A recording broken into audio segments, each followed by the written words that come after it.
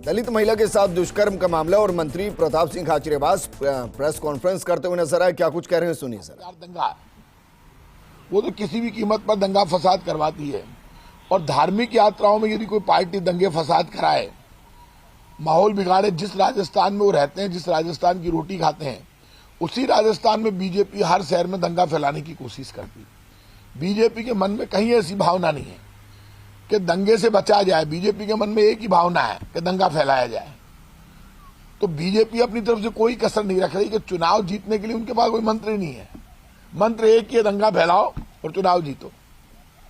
तो बीजेपी के नेता बार बार कभी बम ब्लास्ट का मामला उठाते हैं, कभी कुछ। ये बीजेपी के टाइम पे बम ब्लास्ट हुआ था, बीजेपी की सरकार के समय चालान पेश किया गया। हमने साफ कह दिया कि अब की बार राजस्थान की सरकार ऊपर कोर्ट में भी जाएगी, सख्त से सख्त कार्रवाई करेगी। और अब वक्त आ गया जब बीजेपी कांग्रेस से ऊपर उठकर आतंकवादी घटनाओं के लिए लोकसभा में भी हमें बिल लाना पड़ेगा कि कुछ भी हो जाए, ट्रायल क्या करेगी? जो ऐसे लोगों के लिए फांसी का प्रावधान हो जाएगा तो फांसी पे चढ़ाना ही पड़ेगा। तो अब तो इस देश में लोकसभा में साफ आतंकवादी घटनाओं के लिए बिल लाकर फांसी की सजा का प्रावधान करने का वक्त आ गया। तो भारतीय जनता पार्टी को यह सबक ले लेना चाहिए कि आपने पूरी कोशिश की रामनवमी की यात्रा में दंगा कराने की, हनुमान जी की यात्रा में दंगा कराने की। हम खुद राम जी की यात्रा में थे, मैं खुद रामनवमी में हमारे घर पे पूजा होती है, सब जगह रामनवमी की, राम जी की यात्रा में शामिल हुए। बीजेपी रोटी के लिए बात नहीं करती, रोजगार के लिए बात नहीं करती, लेकिन दंगे और फसाद के लिए कैसे किया जाए। जिस तरह की भाषा बीजेपी के नेता बोलते हैं, इनके 25 एमपी गायब हो गए राजस्थान से, अब उनकी भाषा एक ही है, टकराव की, बिखराव की, धर्म के नाम पर झगड़े करवाने की। ये तय है कि राजस्थान में कहीं भी बीजेपी के नेता धर्म के नाम पर, जाति के नाम पर दंगे फैलाने की कोशिश करेंगे, कानून व्यवस्था बिगाड़ने की कोशिश करेंगे, तो सरकार को कानून व्यवस्था बनाए रखना आता है, चाहे वो किसी भी पार्टी का नेता हो। यदि कोई कानून व्यवस्था बिगाड़ेगा तो उसके खिलाफ कार्रवाई होगी। एक वैसे गुड गवर्नेंस की बात करती है सरकार।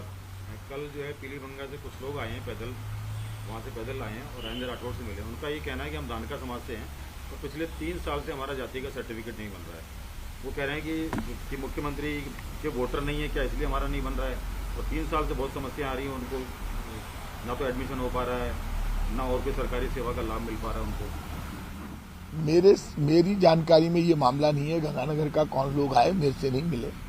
वैसे मेरे से यहाँ जयपुर के राजस्थान का इनका प्रतिनिधिमंडल मिला था, मैंने फोन किया था अधिकारियों को और उसके बाद वो मिले हैं। मैंने कहा था यदि कहीं भी कोई प्रॉब्लम है किसी भी समाज की तो दूर करना हमारी जिम्मेदारी, वो दूर करेंगे। ठीक है। जेपीसी के मामले पर शरद पवार ने कहा है कि सुप्रीम कोर्ट में जाना चाहिए था, विपक्षी सभी दलों को मिलकर के। सुप्रीम कोर्ट में जाते तो कुछ चीजें निकलती, लेकिन जेपीसी से कुछ निकलना नहीं था हल। क्या बात करें, ज्वाइंट पार्लियामेंट कमेटी बनाने में क्या जोर आ रहा है भारतीय जनता पार्टी को? क्या तकलीफ है बीजेपी को? क्यों डर रही है बीजेपी? अडानी के मामले में जेपीसी बनाने से बीजेपी इतना जबरदस्त हंगामा किया कि पहली बार ऐसा हुआ जब सरकार विपक्ष की भूमिका निभा रही है।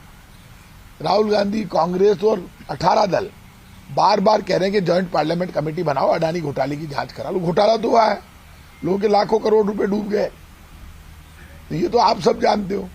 ऐसा पहली बार हुआ जब सरकार ने लोकसभा की कार्रवाई को रोका, नहीं तो सरकार कभी लोकसभा की कार्रवाई नहीं रोकती है।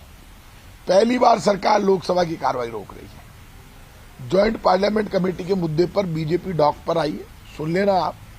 बीजेपी को जोर आएगा। पहले चुनाव कर्नाटक का है, कर्नाटक बीजेपी हारेगी, पूरे देश में बीजेपी की हार की शुरुआत होगी। जनता समझ गई, जब भी बीजेपी के खिलाफ कोई घोटाले का मुद्दा उठता है तो बीजेपी संविधान को कुछ नहीं समझती, लोकसभा को कुछ नहीं समझती, मनमानी करती है।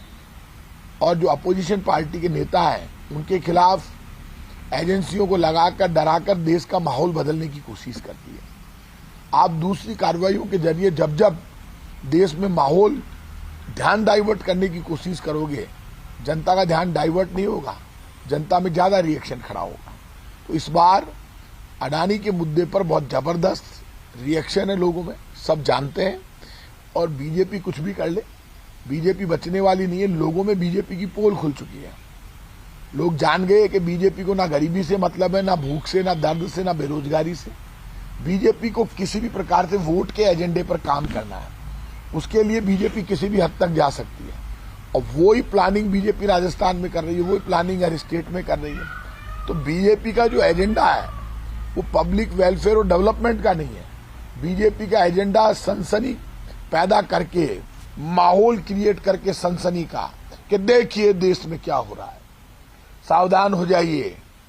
जैसे हॉरर फिल्में आती है वैसे बात करती है कि अब बच के रहना पड़ेगा। वो लोगों में डर पैदा करके वोट लेना चाहती है, लोगों में विश्वास पैदा करके बीजेपी वोट लेना चाहती है। बीजेपी देश के लोगों में डर पैदा करके वोट लेना चाहती है। जो पार्टी विश्वास, जनता में विश्वास पैदा करने की बजाय डर पैदा करके वोट लेना चाहती हो, वो पार्टी देश का भला नहीं कर सकती। आप इस मुद्दे पर मुद्दों को डाइवर्ट कर सकते हैं लेकिन सच्चाई को नहीं छुपा सकते। देश जानता है घोटाला हुआ है, इसीलिए ज्वाइंट पार्लियामेंट कमेटी से बीजेपी बच रही है। भाई साहब, जो राहुल गांधी को लेकर विरोध कर रही है कांग्रेस, क्या अब कांग्रेस जो है कर्नाटक जीत से अपना जवाब देगी सरकार को? राहुल गांधी की जो सभा होने वाली है वो उसी जगह पे होने वाली है जहां उन्होंने मोदी को लेकर बयान दिया था। देखिए, राहुल गांधी जी ने अपनी बात स्पष्ट कर दी। उन्होंने साबित कर दिया कि उनकी आवाज को दबाया नहीं जा सकता, ना वो डरते हैं ना घबराते हैं। वो पूरा स्टैंड लेकर जनता की आवाज बनकर लड़ रहे हैं। जो आदमी डर नहीं रहा है, घबरा नहीं रहा, उसको कैसे डराओगे? तो किसको डरा रहे हो?